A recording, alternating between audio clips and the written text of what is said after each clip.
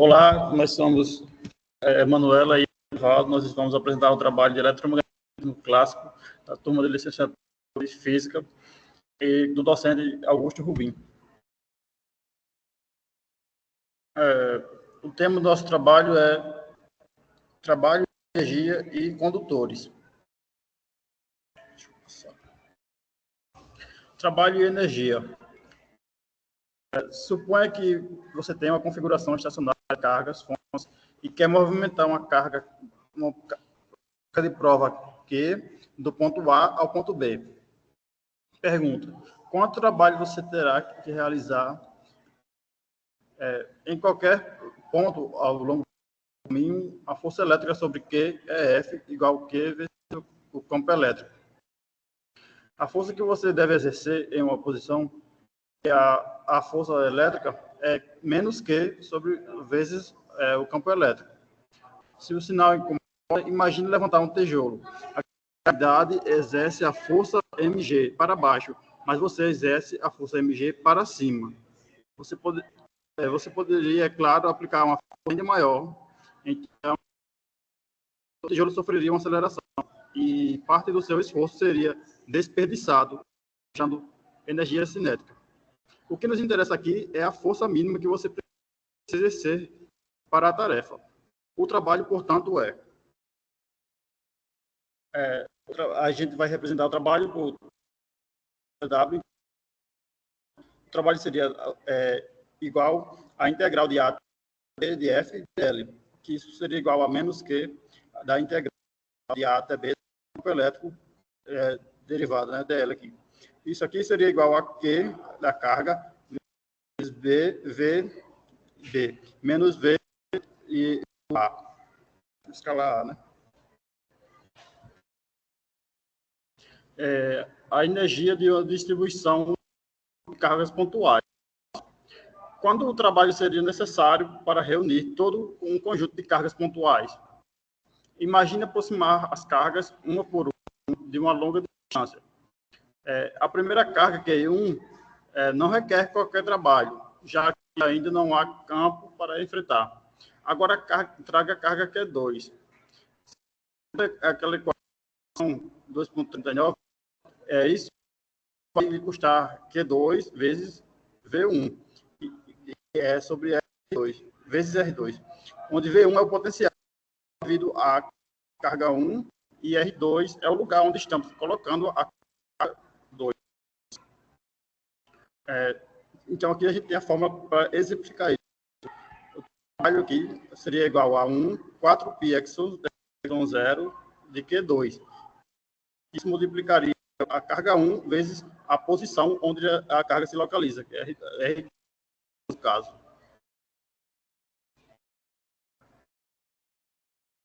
A energia de uma distribuição de uma carga contínua, a densidade volumétrica de carga, ρ, passando de 4,42, torna-se trabalho igual a 1 sobre 2 da integral de ρ de V dr. Olá, meu nome é Manuela, sou aluna do curso de Licenciatura em Física no campus João Câmara e irei dar continuidade ao conteúdo de condutores. Os condutores são materiais que apresentam pouca resistência à passagem de corrente elétrica em seu interior, ou sujeitos a uma tensão elétrica em razão da baixa força atrativa entre seus elétrons livres e o seu núcleo atômico, permitindo uma ótima condução de energia. Alguns exemplos de condutores são a prata, o ouro, o aço e o alumínio. Bom, os condutores, eles são materiais que permitem a passagem fácil da corrente elétrica. Isso, significa que a eletricidade pode fluir através deles sem muita dificuldade. Isso acontece porque os elétrons livres nos condutores não estão fortemente presos aos seus núcleos atômicos. Em outras palavras, esses elétrons podem se mover livremente dentro do material. Por causa dessa facilidade de movimento dos elétrons, condutores são ótimos para transportar energia elétrica. Aqui nós destacamos alguns pontos importantes, né? Os condutores, eles... Deixa eu só voltar um pouquinho.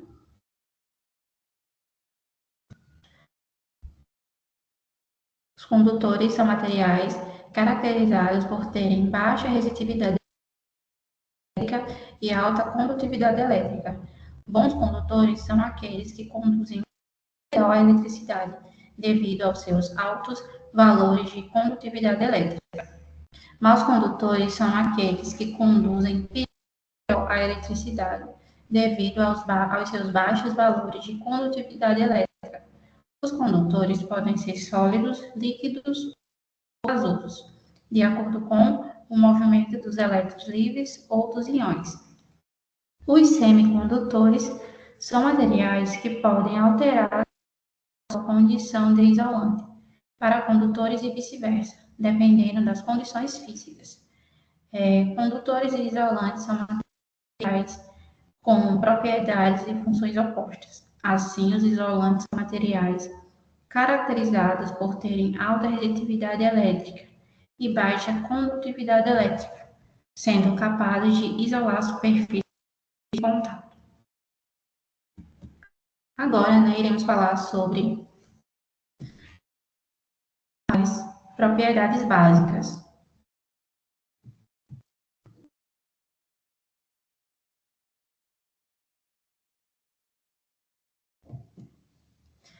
Em um isolante, tal como vidro ou borracha, cada elétron está ligado a um determinado átomo. Já em um condutor metálico, em contrapartida, mais elétrons por átomo ficam livres para percorrer o material.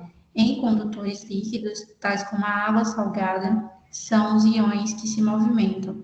Um condutor perfeito seria um material que tivesse um suprimento ilimitado de cargas completamente livres. Na vida real, não existem condutores perfeitos, mas muitas substâncias chegam surpreendentemente perto disso. A partir dessa definição, segue-se imediatamente as propriedades eletrostáticas básicas dos condutores ideais. Agora a gente vai falar, de uma forma mais clara, as propriedades básicas. Isolante versus condutores. Em um isolante, como de borracha, como a gente leu, os elétrons estão firmemente presos a seus átomos e não podem se mover livremente. Em um condutor metálico, alguns elétrons podem se mover livremente pelo material, e isso através do condutor. Agora, os condutores perfeitos. Um condutor perfeito seria um material onde existem muitas cargas livres, que podem se mover sem nenhuma resistência. Na prática, não existem condutores perfeitamente ideais, mas muitos materiais, como os metais, são bons condutores. Agora, a gente vai falar sobre as cargas induzidas. Vou voltar mais um pouquinho.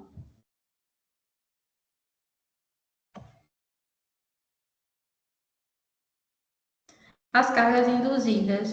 Se você mantiver uma carga positiva próxima ao condutor não carregado, os dois irão se atrair mutuamente. O motivo para isso é que a carga irá puxar cargas negativas para o lado mais próximo e repelir as cargas positivas para o lado distante.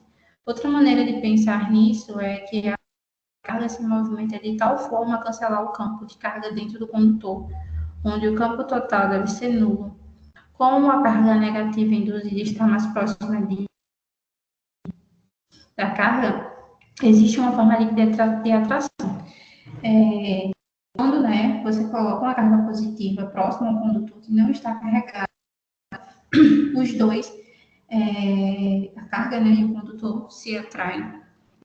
Isso acontece porque a carga atrai os elétrons, que são negativos, do condutor para o lado mais próximo a ela. Ao mesmo tempo, as cargas positivas do condutor são repelidas para o outro lado.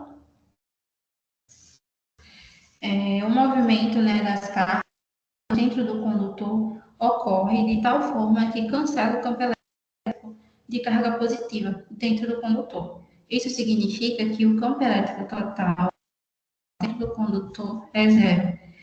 A atração nela ocorre porque a parte do condutor com cargas negativas está mais próxima da carga positiva, criando uma força líquida de atração.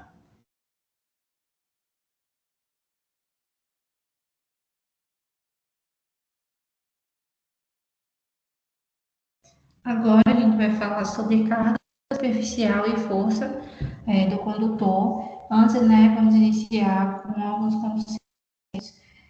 Por exemplo, o campo elétrico dentro de um condutor. Dentro de um condutor, o campo elétrico é nulo. Isso é porque os elétrons livres se movem até o campo elétrico interno, até que ele seja cancelado. Condição de contorno, né? Na superfície de um condutor, o campo elétrico é imediatamente fora da superfície. É dada pela equação que vocês conseguem observar aí, que o E igual a sigma dividido por y0 na direção normal. Isso, né, confirma que o campo elétrico é perpendicular à superfície de um condutor. Se houvesse um componente tangencial do campo elétrico na superfície, os elétrons se moveriam ao longo da superfície até que esse componente fosse cancelado.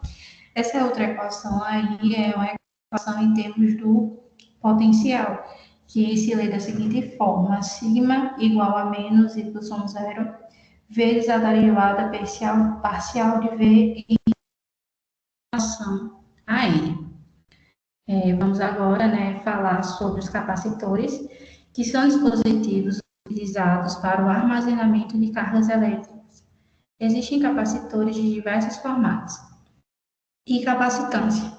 Não bastante, todos compartilham algo em comum, formados por dois terminais separados por algum material dielétrico. Trouxemos também essa questão no exemplo 2.11 do material utilizado como referência para essa apresentação. Encontre a capacitância de duas cascas metálicas esféricas e concêntricas, com raios A e B. A gente trouxe o vídeo com a resolução dessa questão.